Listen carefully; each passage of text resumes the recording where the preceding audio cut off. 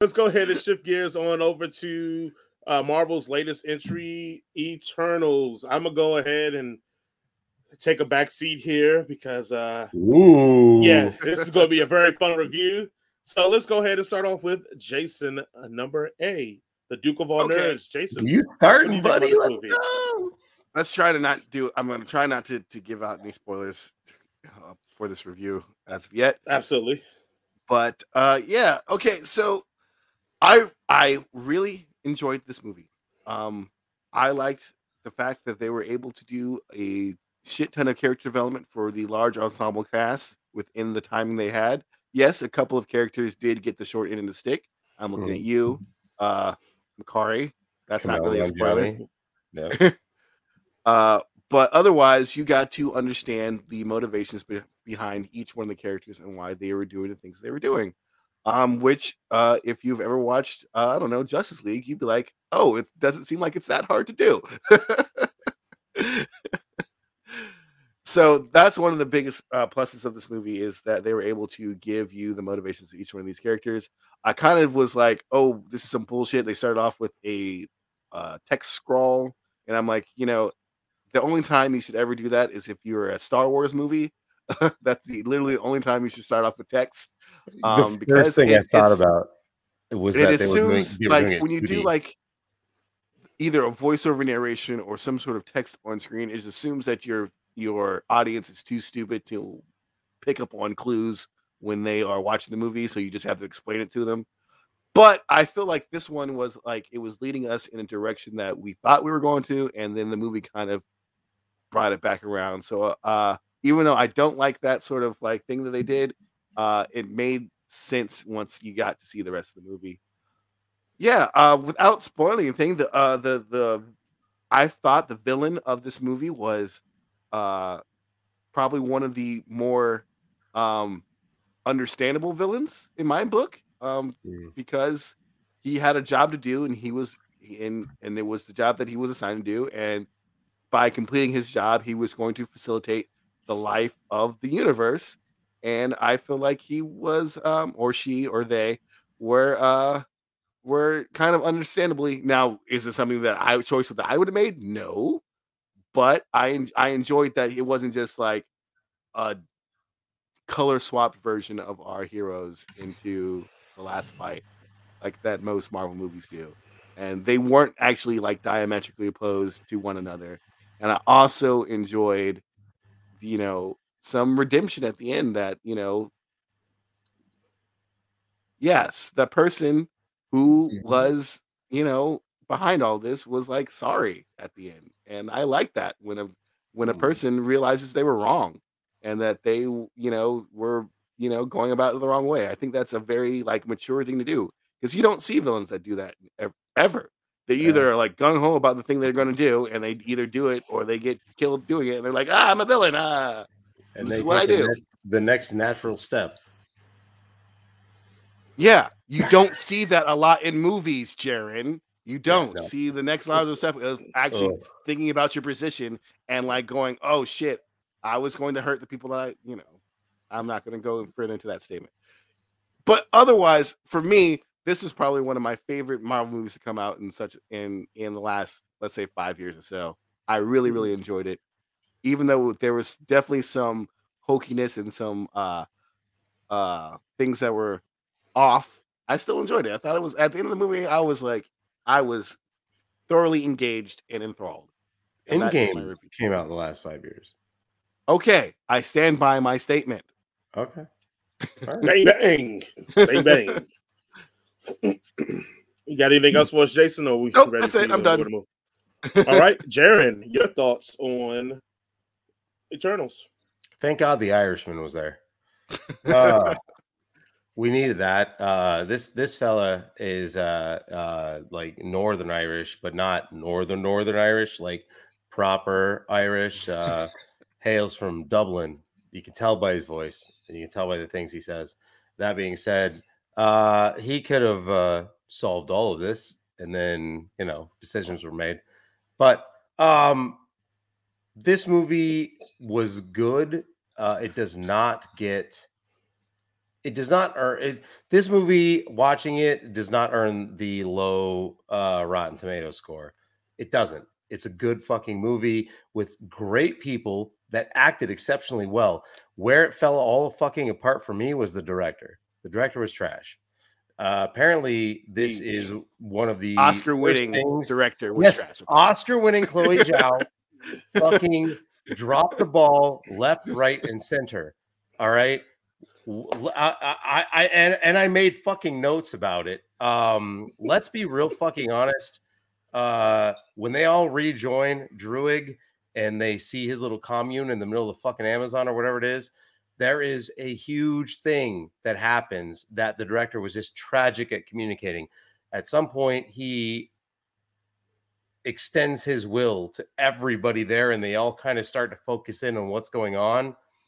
And any director worth half his or her salt would have used that for a really dramatic, poignant point where you see B-roll footage of extras like stopping what they're doing and turning to face the point of focus, which is these new Eternals joining the bunch.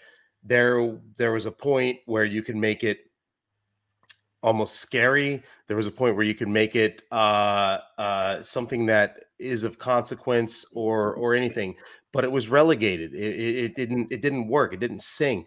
You see them interact with somebody, and then an extra goes, "Who are you and where are you from?" And they say the magic words about college, and then it cuts to Druig walking out, and everybody's surrounding him. You don't get that. Like, you could have really made it a punch where everybody drops what they're doing and starts to look around at what's happening in the background, and really kind of shown the power that this fella exudes. Real quick, Jen, because I want to let you crazy. Jump in. I thought they did that in that scene. They didn't. Am I wrong about that, Jason? You were 100% wrong. I think they did that in the previous scene when he takes over all the people who were fighting and stops them from fighting. So I don't think that scene. That's your opinion, and you're entitled to it. So please, please go on. They established his powers in a scene that may or may not have been as impactful. This one would have been incredibly impactful if they had played it right. Another thing, we got Faustus, my boy, my tech guy. We needed more. Like, this story spans all of humanity.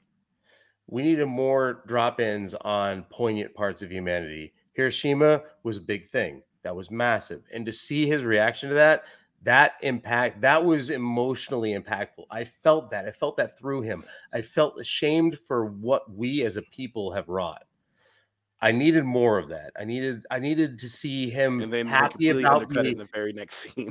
Yeah, I needed him happy about the accomplishments, and I needed more of the fuckery that we as humanity got up to. And I think they could have done that, and it wouldn't have even taken a lot away from the pacing. They could have done it in kind of a splash sequence almost.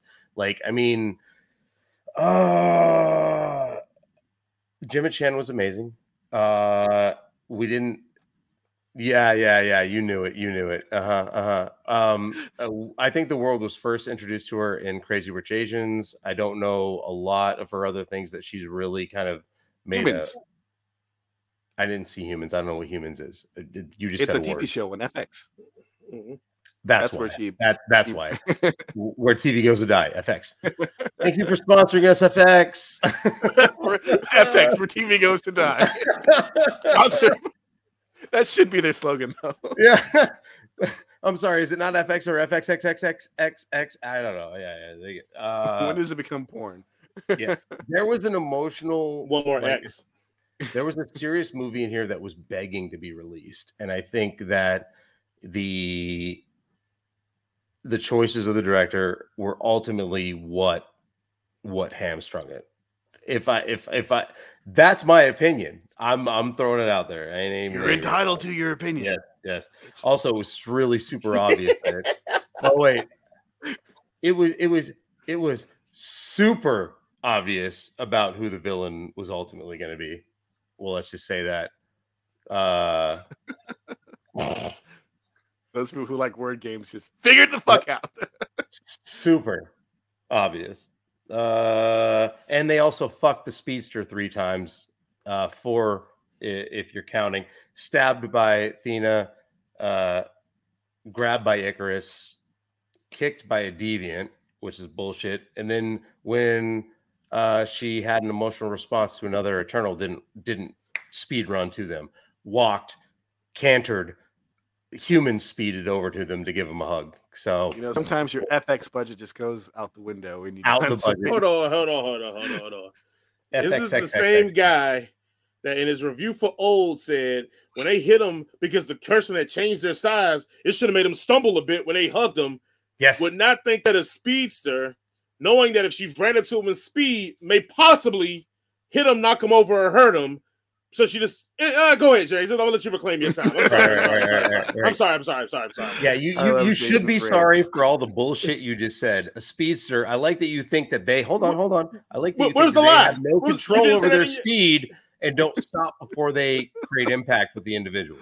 I love that you think that they carelessly run into everything that they move closer. But if they went super fast, if they're having an emotional response to somebody and they move quickly to close the gap between them, but they're fully fucking cognizant of their ability to move fast, stop. Jaron, you're missing the point. You're missing the point, Jaron. No, the point is that you're saying that one situation, someone should have reacted a certain way that we're like, why? In another situation, like, no, she should have done this way. She walked to a lot of people through the whole fucking movie, Jaron. What are you talking about? You're literally anyway. All right, go ahead. No, we're not gonna do anyway because you just countermanded yourself. You're talking about I'm speaking about somebody that is capable, a capable user of their speed. Jaron, it doesn't matter. Go continue. No, it fucking matters. It fucking matters. You can't fucking throw that out there and then say it doesn't matter. You're talking about somebody that's brand new to where their limbs are and their length is, and you're talking versus somebody that's been involved with their own powers for generations. You're talking about apples and oranges, and you're trying to Jaron, like I'm talking about actions. I'm talking about actions. You're not. Go for actions of results. You're not. So you're telling us that she should have ran fast to him because you say so. That's your argument. She should have ran fast to him because you say so. Her emotional response means she wants to get out of here and give him a hug. Stop it. We're not going. That's what I said. We're not going to do this. Stop it. We're not going to do this. Adorable. All right, everybody. So how y'all doing, Jaron? Because she's walking people that she emotionally saw for the first time a bunch of times. Remember when she first saw him when she was reading books? Yeah. Her legs were the same. She didn't zoom up and hug him then too. Did she do? This speedster. Did she walk up to him? Her legs were the same way. Hold on. Stop. Her legs were the same way. Jaron, stop. Did she walk up to him in that scene when she saw him for the first time and she was not excited to see them? She walked up to them. What do you want about? Again, so you're not even listening. So that's what I want to talk about because you don't listen. Continue your review and then I'll go. Let's go.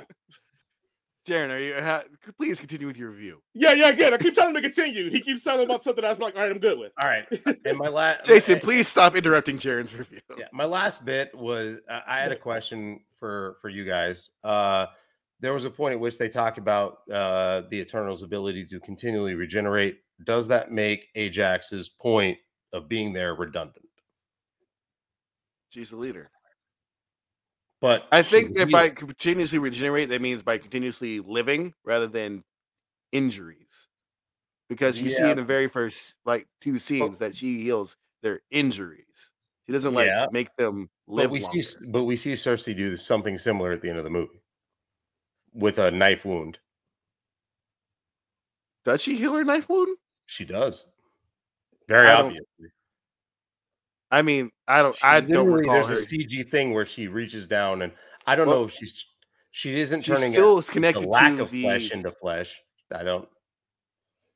Well, without spoilers, she's still connected to the thing, so she had an abundance of power. Maybe, and she was able to help out that other character too, which was not technically her powers. And technically her powers were that she can manipulate things. Matter. So it's not without her power set when she's definitely overpowered to not do that, not to be able to do that.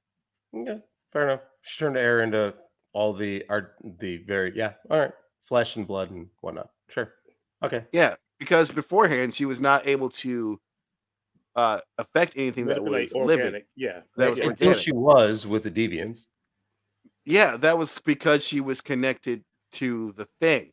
She wasn't connected to the thing when she turned him into a tree. She was connected to the thing after the other character was killed because she got the thing from the other character. Because I'm trying to stay, yeah, vague here, so we're not giving out spoilers. But okay. They explained it that she was connected to the thing, and then she got even more connected to the thing at the end of the movie, and that's why she was able to do the thing that she was doing. We'll have to talk about that post the spoiler alert because I got questions. But okay, all right, Jason, what are your reviews of Eternal? Do you think they did the speedster right? Nobody gives a damn about speedsters but you, so the big speedster fan. I mean, I'm a speedster fan, but Jaron always cries about speedsters. He doesn't realize this is how speedsters are written. Nobody ever writes speedsters correct. So until he writes his own speedster, just let it be what it is. That being said, speedster that wins everything. When she was on, I was fucking there for it. She was fucking destroying. I loved it. I was like, yes, let's go. And then every time they stopped her, it was bullshit. Because they have to stop her. Because otherwise she's OP. Because she's OP. Yeah. Yeah. So they have to. Okay. Yeah. Tomatoes. Either way. So yes, this movie took me an eternity to figure out how I fucking felt about it. I don't have the whack complaints that Jaron complains about the speeches that run into people. Mm-hmm. I see why this movie is divided, because it is the best of what Marvel has, but also the worst of what Marvel has, all in the same movie. The reason why it pulls me into be divided because I'll admit, as a movie guy, when I know what a movie's going to be or I have a thought of what's going to be, I put on a certain kind of lens. If you guys listen to my reviews, I kind of go, once I realized it was this kind of movie, I put on that lens and judge it from that point of view.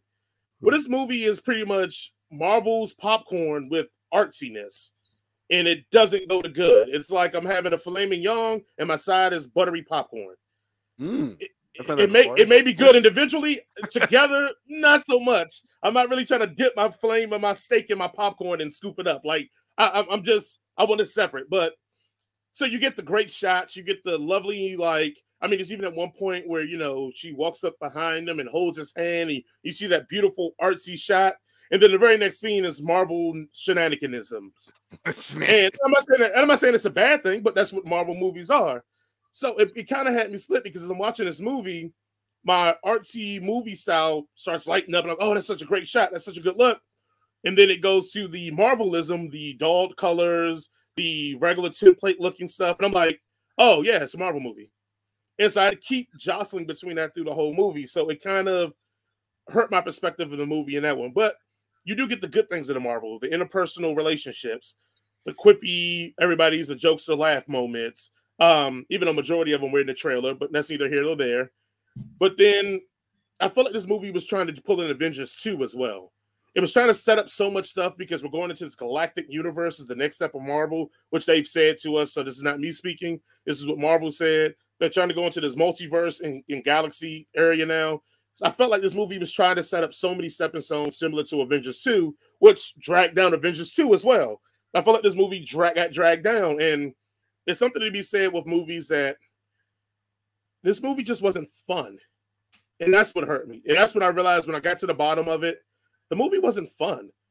It had some cool moments, had some cool shots, it had some good Marvel stuff, but it just wasn't a fun movie. I will give it credit that we mentioned, yes, Marvel was able to out Justice League DC, because it's pretty much was just the Justice League, just with Marvel doing it, and Marvel did a way better job of it and made a lot more sense with it. So that was pretty cool. Can we say how hardcore it was that Marvel called out DC in their fucking movie? Twice.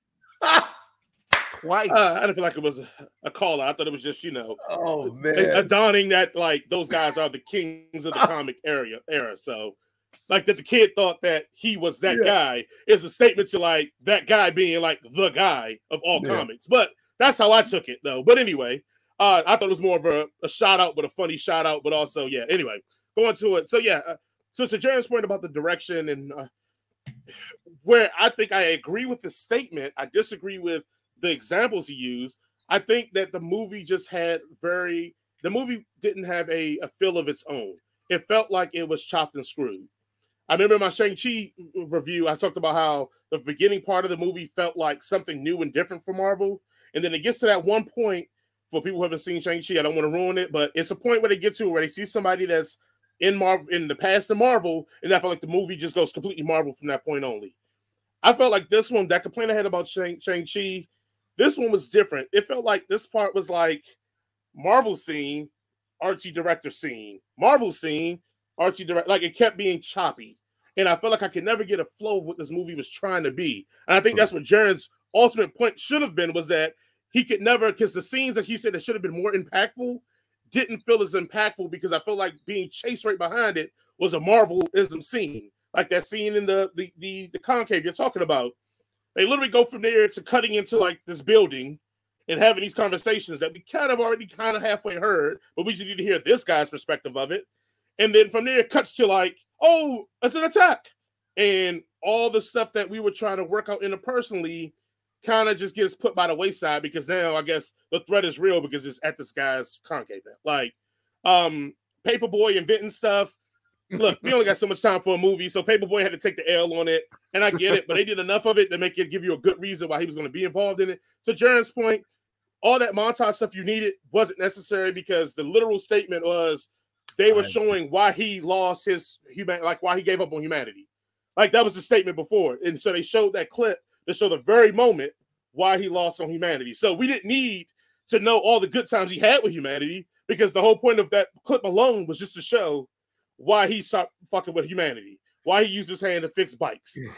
That was the moment of that scene. It wasn't a scene of an exploration of his journey through time with humans. It was just the moment to say why he went into hiding and was like, F you guys. That was the point of it. Regardless if you agree with it or not, because we disagree on it, the point I'm just saying why they didn't do what you wanted them to do is because it wasn't the point of the scene.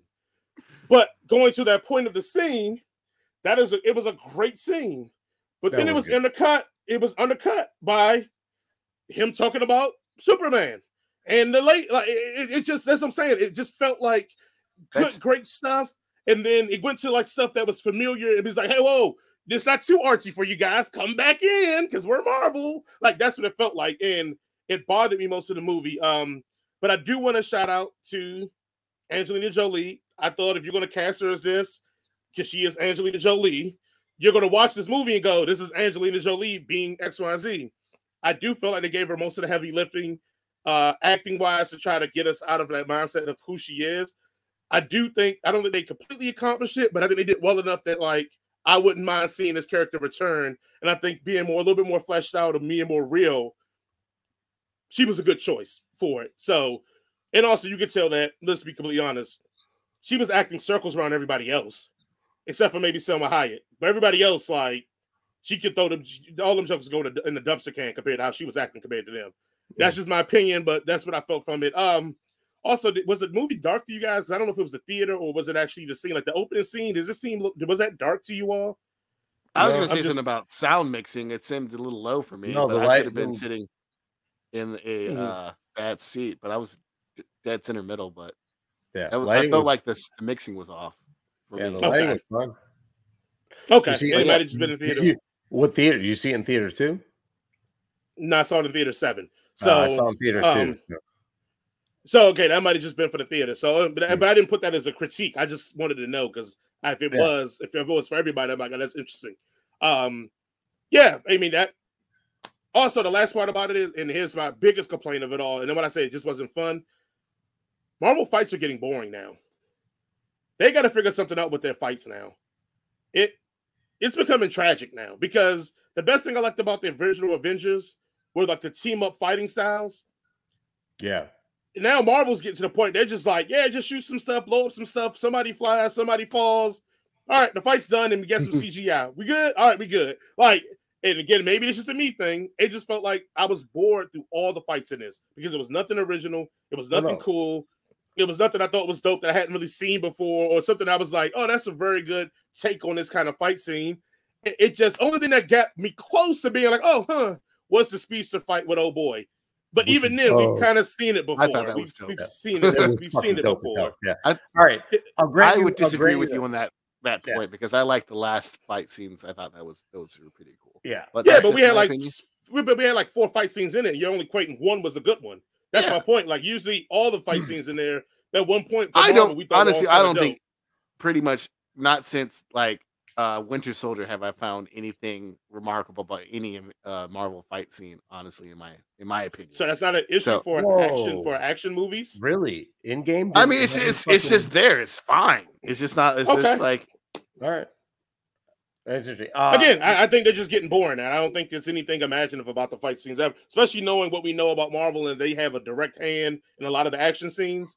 I think they just like, oh, this is what people like from our action, so keep it this way. I don't think it's anything. I think, again, when we talked about Shang-Chi, part of the reason we were feeling it was because it was action that felt like kung fu, martial arts. Yeah. Until it wasn't. yeah. Until it got CGI, regular. Yeah. Okay, all right. I'm done. It's interesting you say that. I think actually you're scratching on the surface of something that I think will happen in the future. So up until now, we've had a cottage industry that's kind of grown out of fight choreography and things of that nature. But I think you're right. I think we're right on the precipice of the edge of like almost a renaissance in that field where there are going to be people that are like incredibly fanatical about the ideas or the images that they were brought up with comic books and stuff, and things that they have thought about in their mind that are going to become like the new heads of industry when it comes to superhero fight choreography. I think that's going to be a big deal, and I think people are going to probably start marketing themselves as folk that are like, listen, we have developed systems on strings and rigs that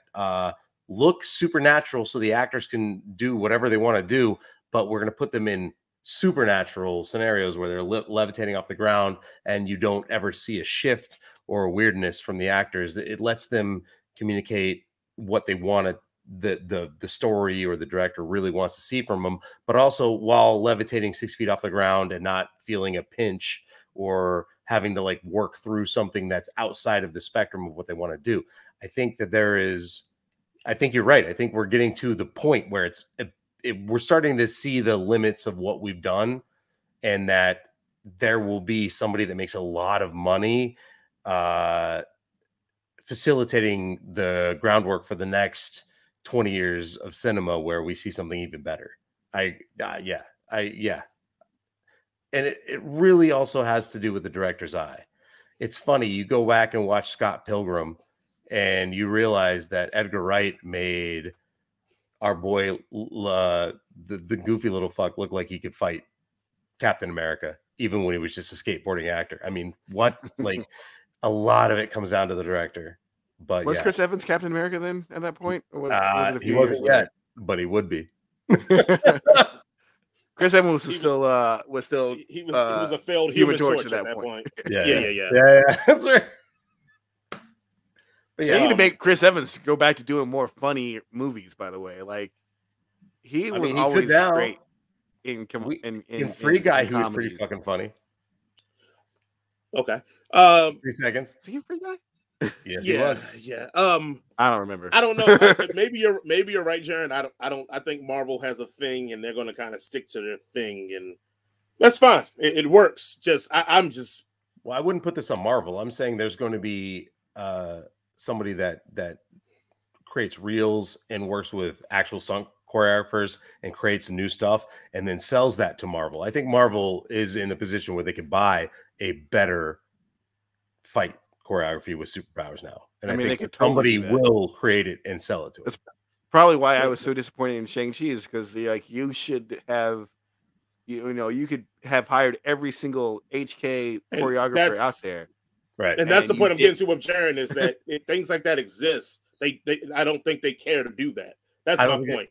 I don't think they exist yet. I think there needs to be. I think we're at the cusp of it, is what I'm saying. Okay. I disagree. But I also agree that I disagree. I also agree, though, Jaron, that there is going to be a leap forward pretty soon. Yeah. I mean, if you disagree, that's cool. Point me towards something that is a superpowered fight outside of a AAA title that I'm missing, because I'd love to watch it and I'd love to see it. Just point me to one. Anything. I mean, they're out there, but they're Just yeah, one. I mean they're out there. It's just you say they're out there. One. Just give me one. Hold on, let me finish before you cut off. They're out there, but again, I don't think the people have the budget and the technology to make it look glossy and good. But you have people doing fan films of Dragon Ball Z that look fucking phonetic as shit and cool, but they don't have the budget to shape all the ends and clean up the stuff that a Marvel budget will have. Like you can scour the internet and YouTube and find that type of stuff. Like that's again not a hard thing to find. One thing. Just say it out loud. Okay.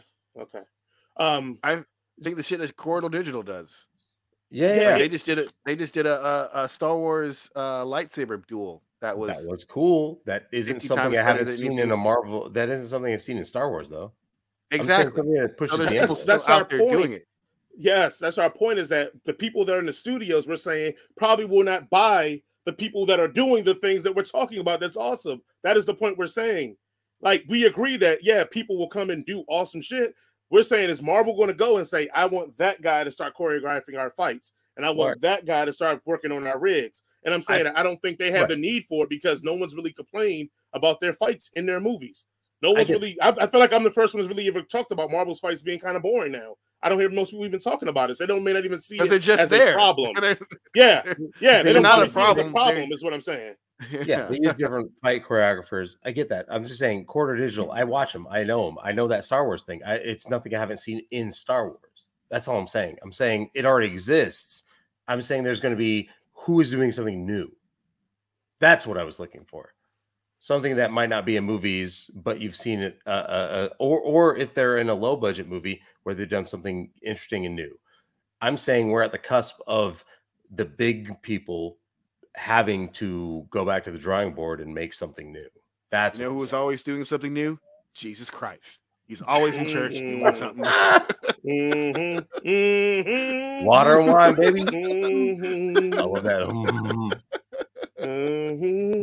Tell him. Anyway. All right. We will agree and disagree on that one. So, what is your rating on this one, Jaron?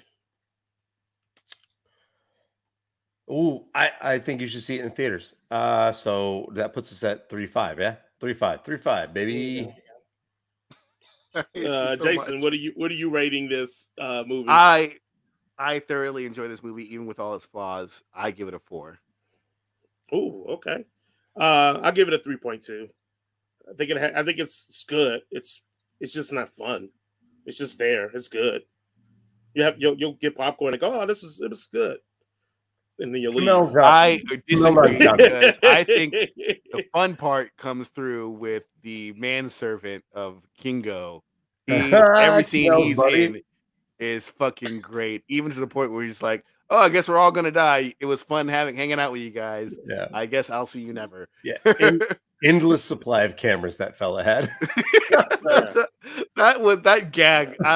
It got me. It got me. I was like, I like it. Oh, I did. I enjoyed his cameras. Yeah. Like, how many cameras? And then he's like, I got another one. Yeah. Good.